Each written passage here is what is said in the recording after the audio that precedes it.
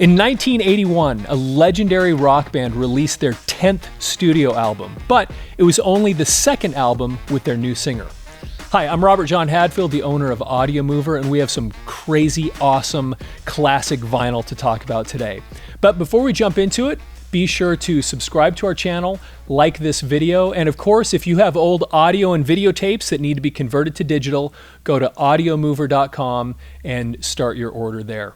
Of course, what we're going to talk about today is Black Sabbath's Mob Rules. Now, of course, this was the second album with Ronnie James Dio. Before this, Ronnie James Dio was on the prior album, which was called Heaven and Hell, and of course, all before that, it was Ozzy Osbourne. And Ozzy Osbourne was just a bigger-than-life character, front man. But this, with Ronnie James Dio coming into the band, kind of created a new sound. And if you listen to Tony Iommi talk about this, he feels that Ronnie James Dio actually pushed them. And it changed the whole dynamic of the band because Geezer Butler had traditionally been the lyricist because Ozzy really didn't write many of the lyrics. Then you have a guy like Ronnie James Dio that joins the band, and Ronnie James Dio is a lyricist. And he writes, if you're familiar with Ronnie James Dio, it's all of these kind of fantasy related things, and he brought that personality to this music for sure. So Heaven and Hell comes out, and a lot of people really didn't believe that Black Sabbath was going to be able to survive without Ozzy. I mean, how could you? Ozzy was this, once again, this bigger than life character. He had this really, really unique voice, that you could recognize instantly. And the music had been so classic all the way from the first song on their first album, which was called Black Sabbath, clear up until this point when they had to get rid of him because he was such a substance abuser. And so they bring Ronnie James Dio in, and you listen to the stories about the audition, and when they first heard Ronnie James Dio and they heard his voice, they were like, this is a no-brainer. We've got to have him. Now, of course, Dio had been in Rainbow for quite a while prior to this. And then, so he'd already established a name for himself in the world of hard rock. But once he joined Black Sabbath, everything changed with this band and with Ronnie James Dio's career, of course. And then after Black Sabbath, he went on and had his solo career. Now, so this particular album, though, for a lot of people, the first time that we were introduced to Ronnie James Dio in Black Sabbath was the song Mob Rules, but it wasn't from the album. It was from the soundtrack for the movie Heavy Metal. And if you're not familiar with that, it was kind of some people just thought it was the greatest thing ever. I remember I saw it I think I saw it at a midnight movie back when I was a teenager. It was a little bit of a cult classic kind of thing. It was an animated show called Heavy Metal, and the soundtrack had all of these different artists on there. I mean, and it covered the spectrum from Journey's Open Arms. It was on there, as well as Black Sabbath's Mob Rules, if that gives you a sense of the diversity of music that was on the soundtrack.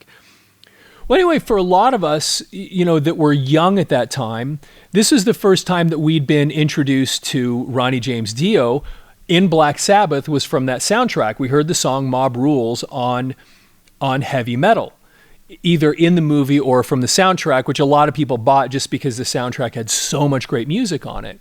So people like me, we thought that, that was just how Black Sabbath had always been. We didn't realize that there was actually a Black Sabbath prior to Ronnie James Dio that was with somebody else. I mean, we knew there was a Black Sabbath prior, for a while, but we didn't realize that there was a previous singer. That's what I mean to say.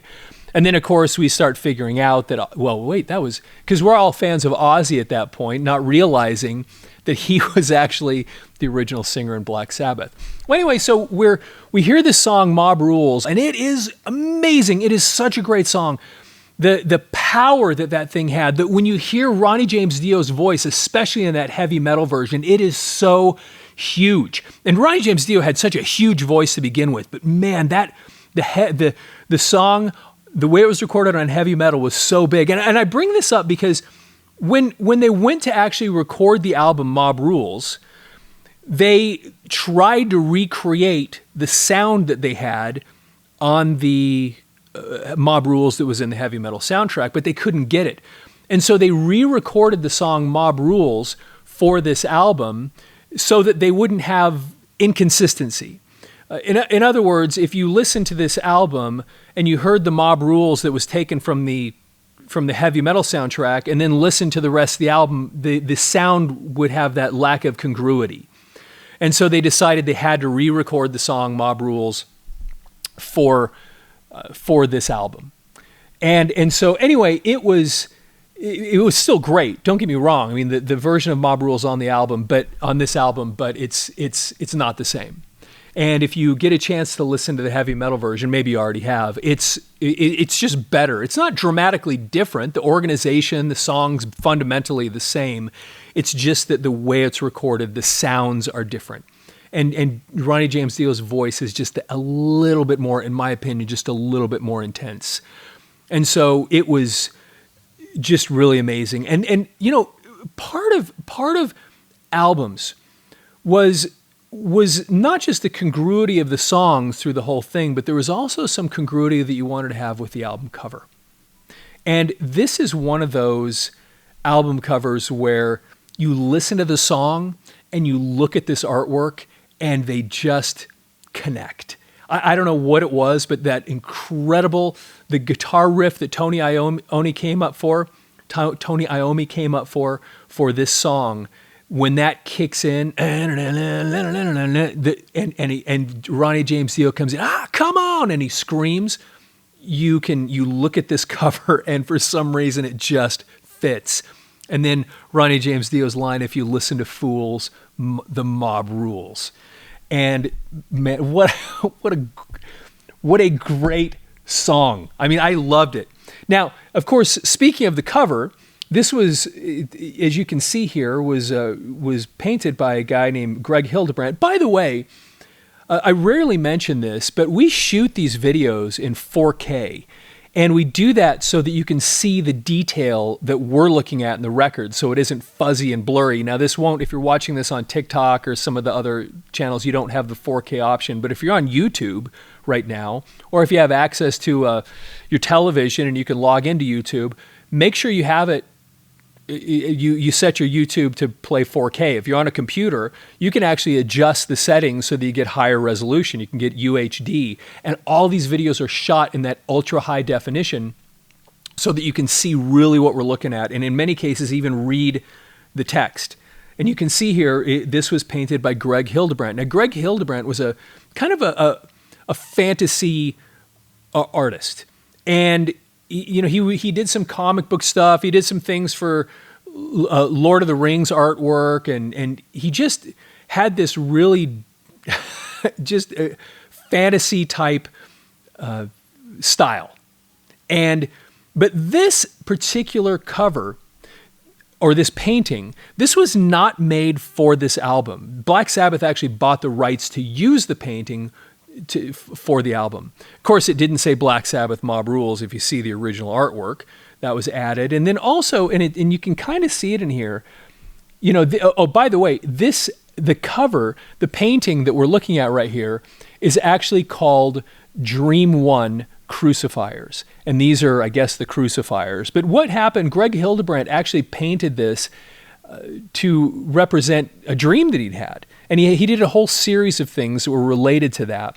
And this one was one of those things. Now, the difference is, of course, this says Black Sabbath Mob Rules, which Greg Hildebrandt's painting wouldn't have said.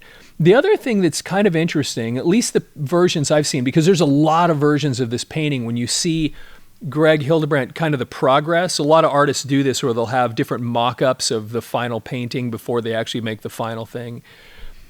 At least all the versions I've seen of this, you know, they have the blood on this, you know, this sheet or whatever that's on the screen here. But I haven't seen the one that have this. You can see a little face in there. There's this little image in the background. And it's, the other versions I've never seen it, but of course it's on this cover here. But I mean, what an awesome album cover. So Greg Hildebrandt painted this, and it was really, really spectacular. And so let's go ahead and flip it over, and you'll see on the backside, it's just a continuation of the front. The things that they do here, though, are they don't have the songs in order. We'll show you in just a second what the song order actually was, but they just list all the songs up here. And, Heaven and Hell, the first album that Ronnie James Dio was on, was so great. There were so many great tunes on that thing. I mean, it's unforgettable. Just the amazing things that they had on there, from the song Neon Nights on through. There was so much great stuff on that album. This one, in my opinion, matched it. It had a similar progress of music that went through. It started off with the song Turn Up the Night, which would be comparable to Neon Nights, and then it just went from there. So, but these are out of order. But of course, here's the listing of the band. The drums, Vinny Appice. Now, this was Vinny Appice's first album with Black Sabbath. And of course, the original drummer, Bill Ward, had played all the way through all their albums up and until Heaven and Hell, and then he left after Heaven and Hell, and then that's when Vinny Appice came in here and played. Geezer Butler, of course, is on bass. He was the original bass player for Black Sabbath. Vocals, Ronnie James Dio, as I said, and then guitar, Tony Iommi. This was Vinny Appice's first studio album with Black Sabbath, and he didn't play on another studio album with Black Sabbath again until Dehumanizer. And that's the same with Ronnie James Dio. Of course, there was an album after this, but it was a live album called Live Evil. So for the two of them, this was the last studio album. Then they came back with Dehumanizer. And Tony Iommi and Geezer, like I said, they were kind of just part of Black Sabbath all this time. So then the other thing that's really important here as we go down this list is we get down to the producer, produced and engineered by Martin Birch. Martin Birch was a really, really well-known producer by this point. I mean, he had produced a bunch of Deep Purple stuff. Actually, one of my favorite songs by Deep Purple he produced, which was Burn, and that wasn't the original Deep Purple lineup. Deep Purple, the stories about Deep Purple, the changes in lineup are crazy when you start going down that path. But that was with David Coverdale. David Coverdale, of course, came in and started singing for Deep Purple, but anyway, that was one of my favorite Deep Purple songs called Burn, and Martin Birch had produced that. Martin Birch produced a lot of early Fleetwood Mac stuff. Martin Birch had produced some Whitesnake, but when he came to produce this album, putting this into perspective, he was just coming off of producing a band that he would work with quite a bit called Iron Maiden. And the album he had just finished producing was the album Killers. Now imagine, Martin Birch had just worked with Iron Maiden on Killers, which for so many people, you look back and you think, for Iron Maiden fans are looking back on, that might be one of their, if not their best album. And of course, whether you think that or not, it was fresh. It was something unique. Iron Maiden was brand new. They were up and coming. Killers was their second album. And so Martin Birch is, working with this fresh heavy metal.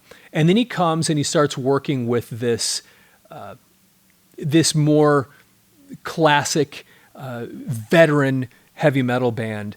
But he was still able to bring that energy and give them this incredible edge. This album was so spectacular. I personally, I love pretty much everything on here. I thought was amazing. Now, something interesting about this, the songs too, one of them you'll see here, and it's written kind of in bold. It's a little, I'm not sure why, other than the fact that it's not really a song in the traditional sense. It's mostly sound effects. It's like this kind of, it sounds like the bass guitar banging and then this kind of a flanger swirly sound around it. It's just this noisy sound effects, like I said. And it, on the album, on the inside, even though it's not listed here, comes on right before the song Mob Rules. Now, the other thing that's interesting to note is that this song, although it didn't appear on the heavy metal soundtrack like the song Mob Rules did, it did appear in the heavy metal movie. So the sound effects, the bass notes, once again, this noise that they created, which was actually pretty neat. And it has this building thing that leads up to the song Mob Rules. it was cool enough that they actually used it in the movie, but like I said, it didn't appear on the soundtrack. The other thing that's kind of interesting, it says all keyboards by Jeff Nichols. Now, Jeff Nichols had played on the album Heaven and Hell, and he actually went and played with another guy that you might be familiar with if you're familiar with Black Sabbath, named Tony Martin, who actually sang with Black Sabbath in a later incarnation of Black Sabbath. So Jeff Nichols was a little bit of a veteran, became a real veteran in this kind of world of Black Sabbath. Let's go ahead and take a look at the inside here. So here's the actual album. Now this has the correct song order, of course. Now, I said a minute ago that it kind of followed the pattern of the album Heaven and Hell. So how Heaven and Hell had started with the song Neon Nights, this one starts up with Turn Up the Night. And Turn Up the Night is just such a cool tune. And it's a little more, when you look at the traditional Black Sabbath kind of music, this one's a little bit more, dare I say it, a little bit more poppy. It just has this almost catchy sense to it, although it wasn't a catchy song or a top 40 type song by any stretch, but it had a little bit more, it wasn't kind of as dark and brooding as a lot of their stuff was. Then you go through here, you had the song Voodoo, which was, man, Voodoo, what an awesome song. The way Dio executed this stuff was just so amazing. And then the Sign of the Southern Cross, it slows it down, and West of Wonder, and classic Ronnie James Dio lyrics too. Awesome song. And then here you have that sound effect song that I talked about that goes on for, how long does it go? Yeah, it's almost 3 minutes of these bass note sound effects. And then as it wraps up, it jumps into the Mob Rules. And man, the way that's organized, the way they put that together. One of the things that was so great about albums, about living in this world where it wasn't just songs, they wanted to present something to you in a progression. This album, even though there were individual songs, the album itself was an art form. They wanted to take you on a journey, a little bit like going to a concert. You go to a concert and you'll notice that they want to take you up and down and up and down. It takes you on a little bit of a journey. A lot of times they'll come out just hard hitting, and they'll give you a couple of tunes that are just super, super powerful. And then if they have a song that's a little bit less, then they'll back it off a little bit, give you a little bit of breathing room, and then they'll move into something else, and they want to take you on that. That was kind of the beauty of of having a record and listening to music in this way. You'd bring this album home, you drop the needle, and then you'd listen to the whole thing. And part of the reason you had this incredible artwork was that then you'd just be able to sit and stare at that and listen to the music and kind of put this whole experience, multi-sensory experience together. So I say that because just like I said, Turn Up the Night has this driving, powerful rhythm, and then they kind of back it off and they slow it down a little bit. And then they move into this song that's just sound effects and bass notes. And then at the end of that song, you hear these kind of jingling sound like bells. And then all of a sudden, Tony Iommi comes in with that guitar. And if you're familiar with that, anyway, you can feel the progression of the whole first side of this album. They're taking you on this journey. And it was awesome. I mean, this album, I can't say enough about it. I loved it so much. And so then you flip it over and you have a song called Country Girl. It has this really kind of cool rhythm to it. Slipping Away, for me on this album, was the one kind of... I did not like the song. I thought it was a cool tune, but it kind of didn't fit. It felt a little more, I don't know how to explain it. It had this really interesting kind of jarring rhythm to it. Slipping Away. I couldn't even do it justice here, but it was different. And it was kind of cool in its own way, but it really did stand out, which was probably why they threw it on the second side of the album. A little bit of a little bit of risk taking, something a little bit different. We're going to throw it on that second side and then even break up the sound even a little more as you're going through this record. So Slipping Away, and then Falling Off the Edge of the World, and then strangely for large portions of my life, one of my favorite songs in the world is this last track called Over and Over.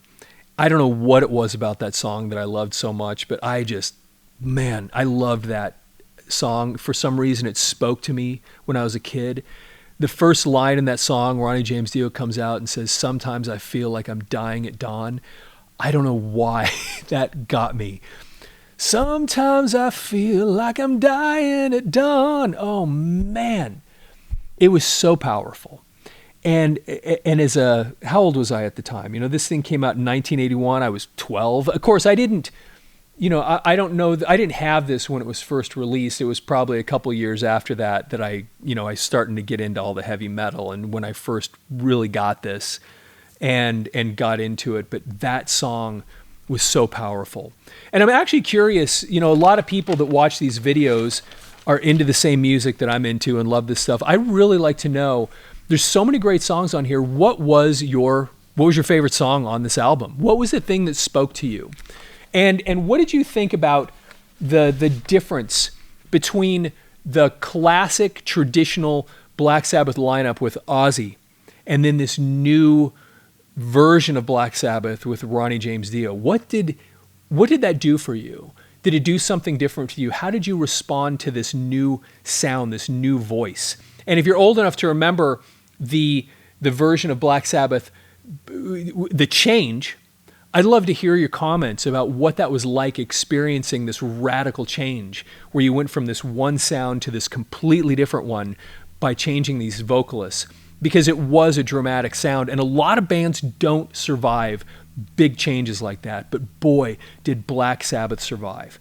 Those two albums, Heaven and Hell and Mob Rules, actually became some of Black Sabbath's greatest work that they ever did. And for a guy like me, who was introduced to Black Sabbath with the song The Mob Rules, then all of a sudden I'm opened up to going back and listening to all the old Black Sabbath stuff. Ronnie James Dio was, in a way, my entryway into appreciating and loving Black Sabbath and loving Tony Iommi and Geezer Butler and Bill Ward and the incredible music that those guys made. So, hey, if you enjoy watching these videos, please like and subscribe, and I would love to hear your feedback about what you thought about this album, what you thought about Ronnie James Dio's involvement with it, and share your thoughts. And also, if you have other albums that you think we should talk about, I'd love your feedback. We have thousands of these things, and we've already done a few different people's requests, and we'll do more. There's so many albums to talk about and so much great stuff. And of course, if you have old audio and videotapes, please go to audiomover.com. That's the best way to support this channel and the things that we do, is go to audiomover.com. What Audiomover does is Audiomover takes old audio and videotapes and transfers them to digital. And if you're roughly my age, which I know a lot of the people that watch this are, give or take a decade or so, but you're familiar with old audio and videotapes and what we did with those, recording family memories. And I mean, if you were in a rock band, which a lot of people that watching these things are, you have old cassette tapes of your rehearsals and things like that, of performances. Or now a lot of us are grandparents, videotapes of our kids when they were young. Anyway, go to audiomover.com and start an order there and send your tapes into the Audiomover studio, where we can convert them to digital for you. Anyway, with that, have a fantastic day.